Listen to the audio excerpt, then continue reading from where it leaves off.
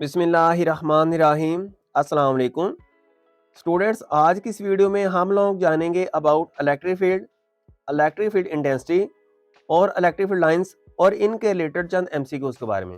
MCQs को discuss करने से पहले हम इनकी कुछ बेसिक्स को डिस्कस कर लेते हैं।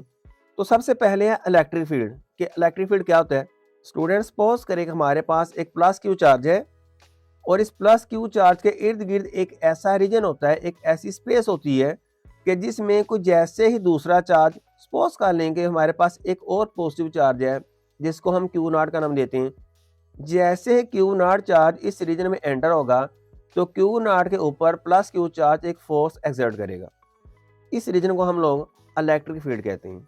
An electric field is the region और space around an electric charge in which an other charge can feel the effect of that charge in the form of electrostatic force of attraction or repulsion। तो plus Q charge इस charge के ऊपर जो force लगाएगा वो हमारे पास force of attraction भी हो सकती है और फोर्स ऑफ रिपल्शन भी। अगर तो ये हमारे पास टेस्ट चार्ज यानी कि क्यू नॉट चार्ज पॉजिटिव हो तो ये उसे रिपेल करेगा, और अगर हमारे पास क्यू नॉट चार्ज नेगेटिव हो तो प्लस क्यू चार्ज उसे अट्रैक्ट करेगा। डियर स्टूडेंट्स, अब हम इलेक्ट्रिक फील्ड की चंद प्रॉपर्टीज को डिस्कस करते हैं। Electric field is an intrinsic property of a charge. Intrinsic property से क्या मुराद है? एक ऐसा फैक्ट जिसके बारे में हमें पता हो कि वो है लेकिन क्यों है हमें उसकी रीजन का पता ना हो, तो ऐसे फैक्ट को हम कहते हैं इंट्रिंसिक। इस चार्ज के इर्द गिर्द इलेक्ट्रिक फील्ड है लेकिन क्यों है हमें इसकी वजह का नहीं पता, तो हम इस प्रॉपर्टी को बोलेंगे intrinsic property. Next point is electric field is a three dimensional region. आपको लग रहा होगा कि इलेक्ट्रिक फील्ड चार्ज के इर्द गिर्द एक सर्कल की फॉर्म में होता है, लेकिन ये सर्कल नहीं होता, ये एक स्फीयर होता है। हर डायरेक्शन में चार्ज के इर्द गिर्द इलेक्ट्रिक फील्ड होता है। Next point is electric field around a charge never ends. आपको लग रहा होगा कि इस प्लस क्यू चार्ज का इलेक्ट्रिक फील्ड जितनी जी आपको बाउंड्री नजर आ रही है इतना ही है। तो डियर स्टूडेंट्स, इलेक्ट्रिक फील्ड कभी भी खत्म नहीं होता, ये हमारे पास इन्फिनिटी तक होता है। लेकिन हमारे पास यहाँ पर लिमिटेड स्पेस होती है तो हम एक बाउंड्री लगा लेते हैं कि ये इस चार्ज का इलेक्ट्रिक फील्ड है। Conservative field. इलेक्ट्रिक फील्ड एक कंजर्वेटिव फील्ड होता है। क्या मतलब इस बात का कि अगर आप इलेक्ट्रिक फील्ड में किसी चार्ज क्यू नॉट को एक जगह से दूसरी जगह मूव करवा कर ले जाएं और आप चार्ज को किसी भी पाथ से मूव करवा के ले जाएं, तो वर्क डन इस बात पर डिपेंड नहीं करता कि आप किस पाथ से लेके गए हैं। आप किसी भी बात को फॉलो करें, वर्क डन हमेशा कांस्टेंट रहेगा, वर्क डन हमेशा सेम रहेगा। स्टूडेंट्स, अब हम देखते हैं कि इलेक्ट्रिक फील्ड इंटेंसिटी क्या होती है। हमें यह तो पता है कि जब क्यू नॉट चार्ज जैसे ही इस प्लस क्यू चार्ज के रीजन में एंटर होगा तो ये प्लस क्यू चार्ज उसके ऊपर फोर्स लगाएगा।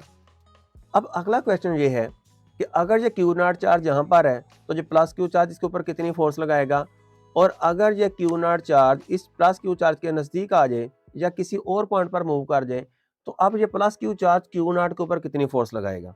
तो हम इसको कुछ इस तरह से डिफाइन कर सकते हैं। The force experienced bye a unit positive charge placed at a point in the electric field is called field strength और इलेक्ट्रिक फील्ड इंटेंसिटी। इस क्यू नॉट चार्ज के ऊपर जो प्लस क्यू चार्ज फोर्स लगाएगा तो इसको हम कहते हैं electric field intensity. Electric field intensity का ये बेसिक फार्मूला है। अगर हम इलेक्ट्रोस्टैटिक फोर्स F का फार्मूला यहाँ पर पुट कर दें तो हमारे पास रिलेशन बनेगा k q naught over r square over q naught. Students, q naught से कैंसिल, फार्मूला बन जाएगा E is equal to k q over r square. क्योंकि इन दोनों चार्जेस के दरमियान कोई मीडियम नहीं है, स्पेस है या वैक्यूम है, तो हम यहाँ पर लिखेंगे E vacuum is equal to k q over r square. तो वैक्यूम के लिए यह फार्मूला अप्लाई होगा। लेकिन अगर हम इन दोनों चार्जेस के दरमियान कोई मीडियम इंसर्ट कर दें, कोई प्लास्टिक शीट या वाटर या कोई भी मटेरियल हो सकता है, अगर हम इनके दरमियान इंसर्ट कर दें तो अब इलेक्ट्रिक फील्ड इंटेंसिटी जो है हमारे पास ये नहीं रहेगी बल्कि ये रिड्यूस हो जाएगी, डिक्रीज हो जाएगी in the presence of medium. अब यही फार्मूला हमारे पास क्या बन जाएगा, E medium is equal to k q over r square over epsilon r. जहां एप्सिलॉन आर रिलेटिव परमिटिविटी है, ये फैक्टर हमें बताता है कि मीडियम इंसर्ट करने से इलेक्ट्रिक फील्ड इंटेंसिटी कितने टाइम्स रिड्यूस हो जाएगी, और ये हमें पता है कि k q over r square E vacuum के बराबर होता है। तो अब हमारे पास फार्मूला बन जाएगा E medium is equal to E vacuum over epsilon R. हम जानते हैं कि epsilon R is greater than 1, so हमारे पास फार्मूला बन जाएगा E vacuum is greater than E medium. तो यहाँ से आपने सीखा कि जब भी दो चार्जेस के दरमियान कोई मीडियम इंसर्ट कर दें तो इलेक्ट्रिक फील्ड इंटेंसिटी डिक्रीज हो जाती है। स्टूडेंट्स नेक्स्ट हम बढ़ते हैं इसके यूनिट की तरफ। इलेक्ट्रिक फील्ड इंटेंसिटी का यूनिट है न्यूटन पर कूलम। कैसे डिराइव करेंगे?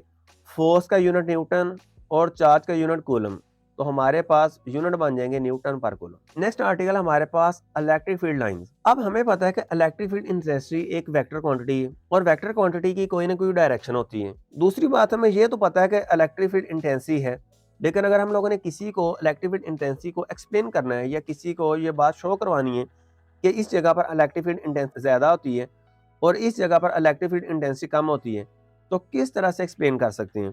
तो इसके लिए हम कुछ लाइंस ड्रॉ करते हैं, जिन लाइंस को हम कहते हैं इलेक्ट्रिक फील्ड लाइंस, और इनका दूसरा नाम है lines of force. Electric lines of force को माइकल फैराडे ने इंट्रोड्यूस करवाया। इलेक्ट्रिक फील्ड लाइंस हमें इलेक्ट्रिक फील्ड की स्ट्रेंथ के साथ साथ उसकी डायरेक्शन के बारे में भी बताती हैं।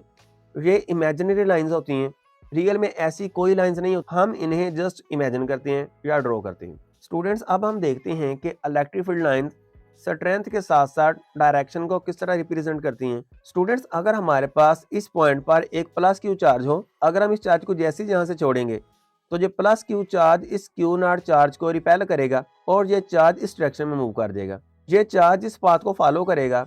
अगर हम उसी पाथ को फॉलो करते हुए एक लाइन ड्रॉ कर दें तो हमारे पास ये लाइन बन जाएगी और यहाँ एरो इस बात को रिप्रेजेंट कर रहा है कि प्लस क्यू चार्ज ने इस क्यू नॉट चार्ज के ऊपर इस डायरेक्शन में फोर्स लगाई है। इसी तरह अगर हम इसी के जैसे और बहुत ज़्यादा चार्जेस को यहाँ पर प्लेस कर दें और इन सब को एक साथ छोड़ें तो सब चार्जेस जो हैं इस प्लस क्यू चार्ज से रिपेल होंगे और जिस पाथ को जो चार्जेस फॉलो करें हम उसी पाथ को फॉलो करते हुए लाइंस ड्रॉ कर दें तो हमारे पास इस तरह का पैटर्न बनेगा।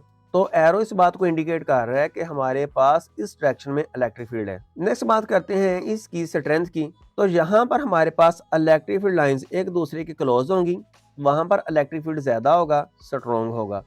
और अगर हमारे पास इलेक्ट्रिक फील्ड लाइंस के दरमियान स्पेस कम हो तो वहाँ पर इलेक्ट्रिक फील्ड की स्ट्रेंथ कम होगी, इलेक्ट्रिक फील्ड वीक होगा, या हम कह सकते हैं कि वहाँ पर इलेक्ट्रिक फील्ड इंटेंसिटी कम होगी। जी नेक्स्ट पॉइंट है हमारे पास number of electric field line passing perpendicularly through per unit area is directly proportional to the magnitude of electric field. जी स्टूडेंट्स इसका मतलब है कि अगर इन इलेक्ट्रिक फील्ड लाइंस के परपेंडिकुलर हम कोई यूनिट एरिया रखें तो उस यूनिट एरिया में से गुजरने वाली लाइंस उस पॉइंट पर इलेक्ट्रिक फील्ड की स्ट्रेंथ को इंडिकेट करेंगे। अगर उस यूनिट एरिया में से गुजरने वाली लाइन ज्यादा हो तो इलेक्ट्रिक फील्ड की स्ट्रेंथ ज्यादा होगी, और अगर उस यूनिट एरिया में से गुजरने वाली लाइंस की तादाद कम हो तो वहां पर इलेक्ट्रिक फील्ड की स्ट्रेंथ कम होगी। जी अब हम देखते हैं कि ये इलेक्ट्रिक फील्ड लाइंस का पैटर्न कैसा होता है। जी नेक्स्ट हम बात करते हैं कि अगर हमारे पास एक आइसोलेटेड पॉजिटिव चार्ज हो, यानी कि सोर्स चार्ज हमारे पास जस्ट एक हो और उसके नज़दीक हमारे पास कोई टेस्ट चार्ज हो, तो इस चार्ज के इर्द गिर्द इलेक्ट्रिक फील्ड लाइंस का बनने वाला पैटर्न कैसा होगा? Lines directed radially outward. इसका मतलब है कि पॉजिटिव चार्ज से जो लाइंस हैं वो रेडियली आउटवर्ड यानी कि शुआई तौर पर बाहर को निकलेंगी। स्ट्रेट लाइंस, पॉजिटिव चार्ज से बनने वाली लाइंस स्ट्रेट लाइंस होंगी। आइसोलेटेड पॉजिटिव चार्ज का जो इलेक्ट्रिक फील्ड होगा वो नॉन यूनिफॉर्म होगा। क्या मतलब इस बात का? देखें यहाँ पर इलेक्ट्रिक फील्ड लाइंस एक दूसरे के बहुत करीब करीब हैं और अगर मैं यहाँ पर एक यूनिट एरिया इंसर्ट करूँ तो इस यूनिट एरिया में से ज़्यादा लाइंस पास कर रही हैं, और अगर यहाँ पर देखें तो यहाँ इन लाइंस के दरमियान स्पेस बहुत ज़्यादा है और उसी एरिया में से बहुत कम लाइंस पास कर रही हैं। इसका मतलब है कि यहाँ पर इलेक्ट्रिक फील्ड की स्ट्रेंथ ज़्यादा है जबकि यहाँ पर इलेक्ट्रिक फील्ड की स्ट्रेंथ कम है, तो ऐसे फील्ड को हम नॉन यूनिफॉर्म कहते हैं। इसके बाद हम लोग डिस्कस करते हैं आइसोलेटेड नेगेटिव चार्ज को। आइसोलेटेड नेगेटिव चार्ज का जो इलेक्ट्रिक फील्ड लाइंस का पैटर्न है वो कैसा होता है? Radially inward, electric field lines की डायरेक्शन इनवर्ड होगी।